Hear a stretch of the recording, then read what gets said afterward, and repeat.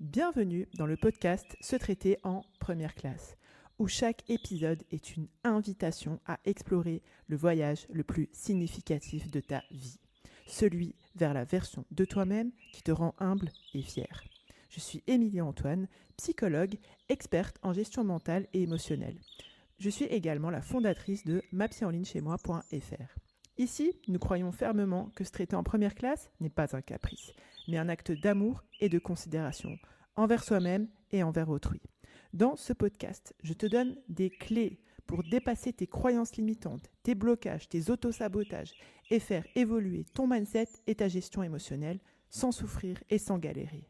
Ensemble, nous allons dénouer les nœuds qui t'empêchent d'être une femme plus confiante, plus sereine, plus épanouie. Avec ma méthode innovante, testée et approuvée, qui allie la profondeur de la psychologie, un coaching de déclic impactant, garantie sans blabla, New Age sectaire ésotérique, je t'apprends et t'accompagne pour que tu puisses développer une relation saine et authentique avec toi-même et avec les autres. Se traiter en première classe commence maintenant. Est-ce que tu es prête pour une révélation, si je peux dire ça comme ça, qui pourrait bien changer ta vision de toi-même et même booster, j'en fais l'hypothèse, ta manière d'aborder la vie. Dans cet épisode que j'ai intitulé « Sentiment d'efficacité personnelle versus, entre guillemets, confiance en soi », on va plonger au cœur d'une distinction cruciale, super importante, et crois-moi, ça va éclairer bien des zones d'ombre. Si tu te demandes parfois pourquoi, malgré une, entre guillemets, bonne dose de confiance en toi, certaines tâches te semblent insurmontables, ou pourquoi, en même temps, à l'inverse, plutôt, il y a des domaines où tu te sens invincible, même si globalement, tu doutes de toi. Imagine un instant que tu puisses identifier et activer précisément ce qui te rend efficace et ce qui te donne ce sentiment d'accomplissement et d'épanouissement dans n'importe quel aspect de ta vie. Ça pourrait être sympa, n'est-ce pas ?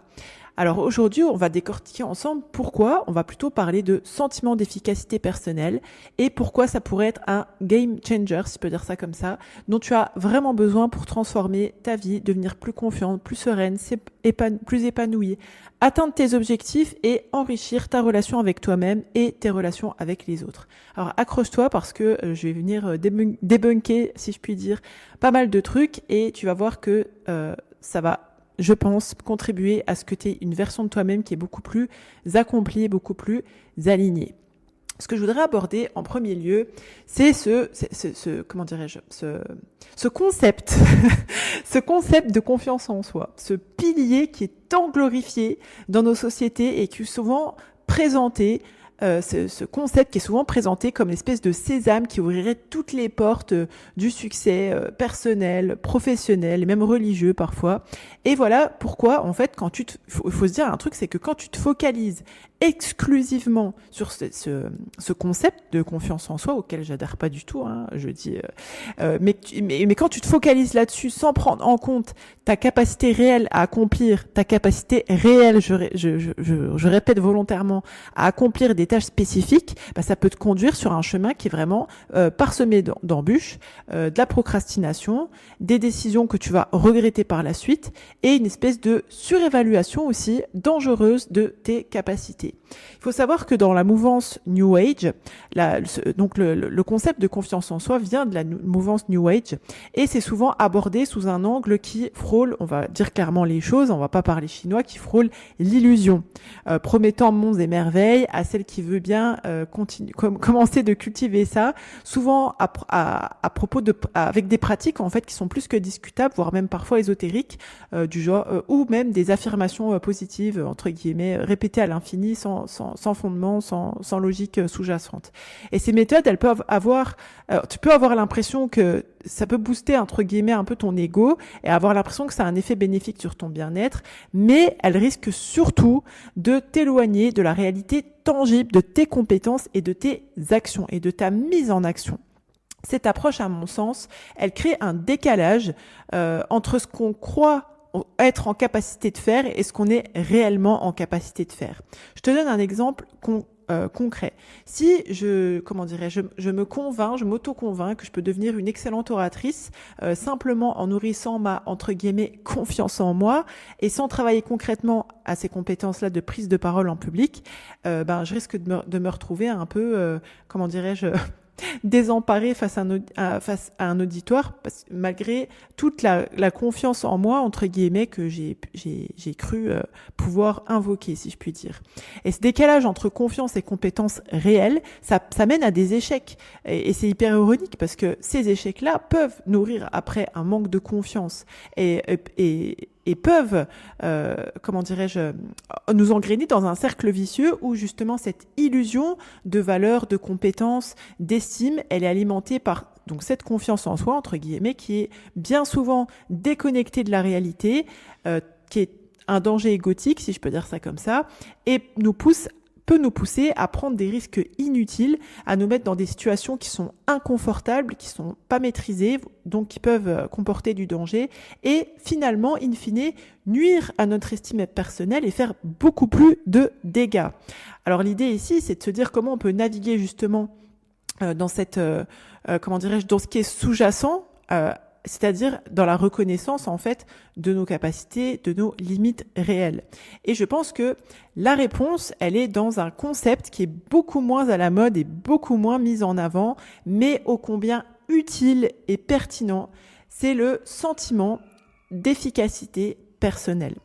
Quand la confiance en soi, elle vient te pousser à faire une espèce d'évaluation plus ou moins objective de ta valeur personnelle et de ta capacité à réussir dans la vie, eh bien le sentiment d'efficacité personnelle, c'est vraiment cette conviction consciente et intentionnelle de ta capacité réelle en fait, qui sous-tend de l'objectivité à exécuter, à mettre en pratique, à faire des actions pour atteindre justement des objectifs, des résultats spécifiques.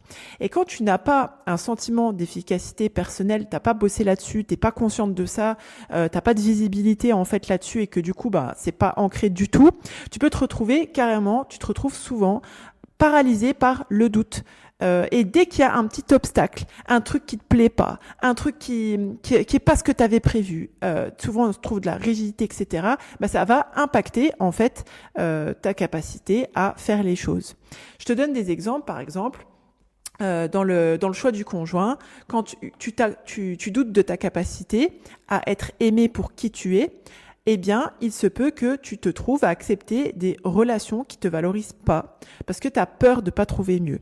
Dans ta vie d'épouse, le manque de sentiment d'efficacité personnelle, ça peut te mener à une communication qui est inefficace dans le couple, parce que il y a plein de choses que tu vas projeter, etc., où tu vas te sentir incapable, notamment, d'exprimer des besoins, t'en as même pas conscience souvent, ou de résoudre des conflits de manière constructive. Et ça, on sait que c'est une compétence très, très utile au sein du couple, au sein du mariage.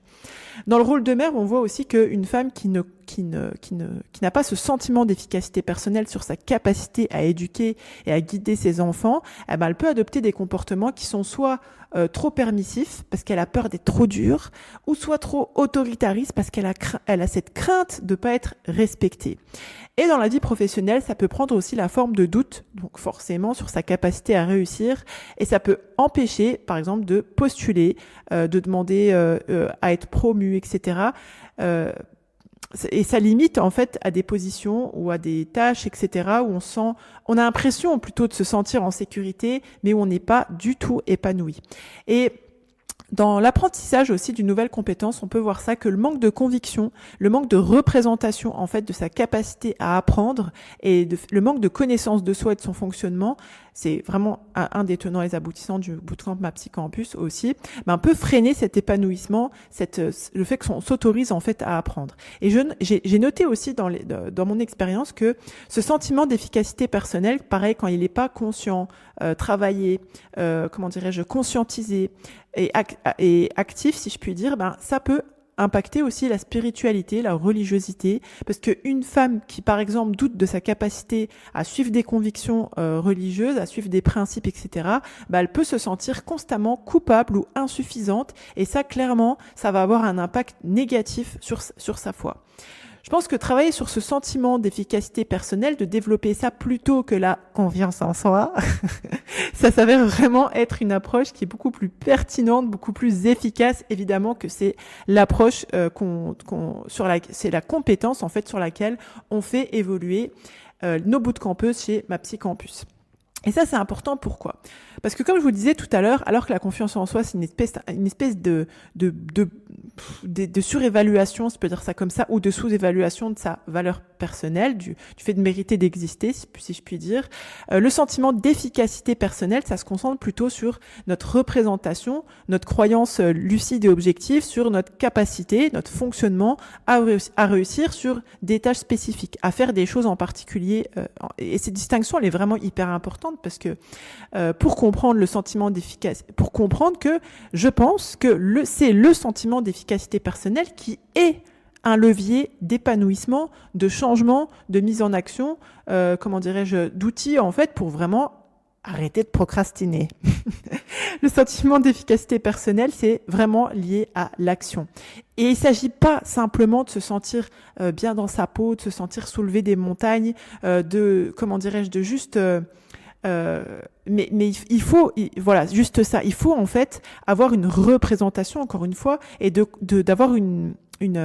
croire en fait, mais basé sur des éléments objectifs, à sa capacité à effectuer des actions spécifiques et à orienter de manière pragmatique. Et ça, c'est vraiment une compétence qu'on enseigne à nos bootcampeuses. Parce que cette conviction, cette croyance consciente et actionnable, c'est ça qui motive.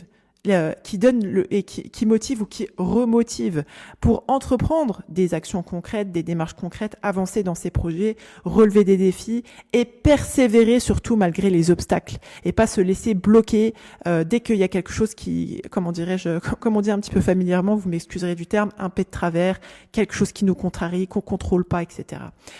Quand on se concentre sur le sentiment d'efficacité personnelle, en fait, réellement, c'est là qu'on adopte une démarche de croissance, de remise en question et pas de remise en cause. Parce qu'on va alors c'est ce qu'on fait au sein de Ma Psy Campus, mais on reconnaît et on fait augmenter cette capacité à développer des compétences, à améliorer comment on va améliorer concrètement dans des domaines spécifiques. Et ça, bien sûr, ça implique une certaine posture vis-à-vis de ce qu'on se représente être capable de faire, que notamment on fait évoluer et qu'on travaille au sein de Ma Psy Campus.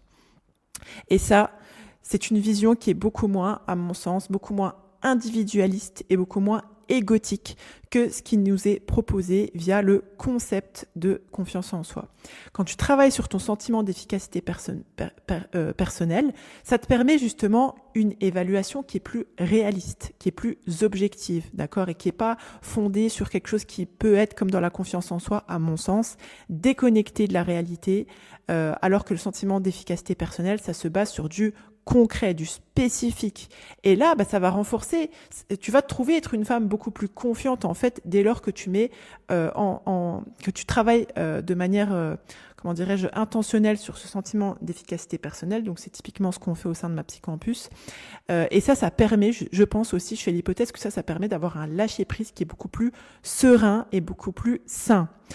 Et ce faisant, quand tu es dans cette perspective-là, je fais l'hypothèse aussi que ça réduit l'anxiété, le doute, parce que tu n'es plus sur des trucs un peu vagues, un peu wouhou, si je peux dire ça comme ça, un peu trop global, mais ça te permet d'avoir une assurance qui est basée sur un travail qui est conscient.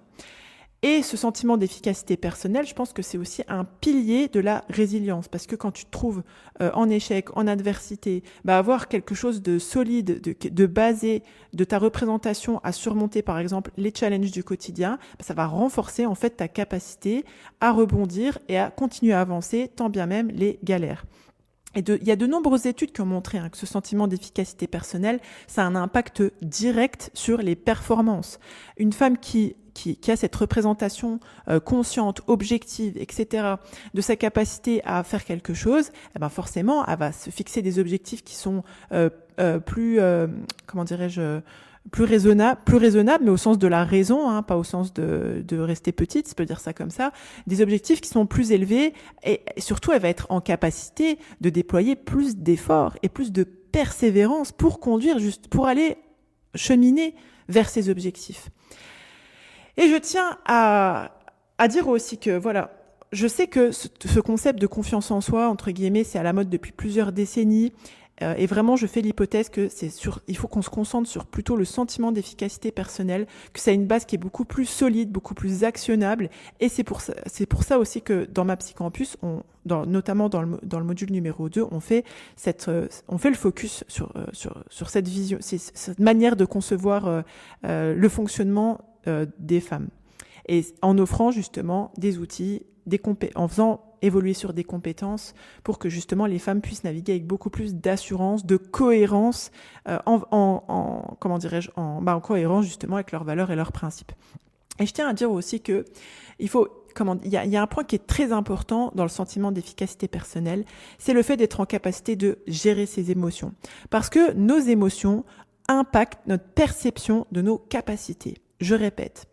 Le bain émotionnel dans lequel on est, c'est pas exactement ce que j'ai dit, le bain émotionnel dans lequel on est, ça impacte notre perception, notre lecture qu'on a de nos capacités à faire les choses.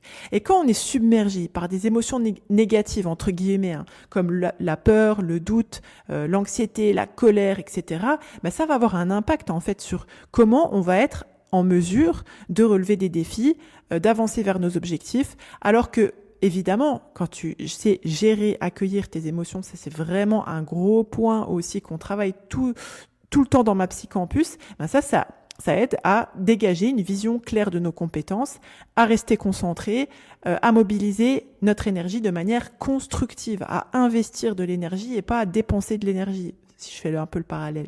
Quand tu sais réguler en fait tes émotions, ça t'aide en fait à persévérer et à disposer d'éléments clés en fait pour pouvoir justement c'est même pas faire augmenter ce sentiment d'efficacité personnelle, mais c'est d'être au clair là-dessus.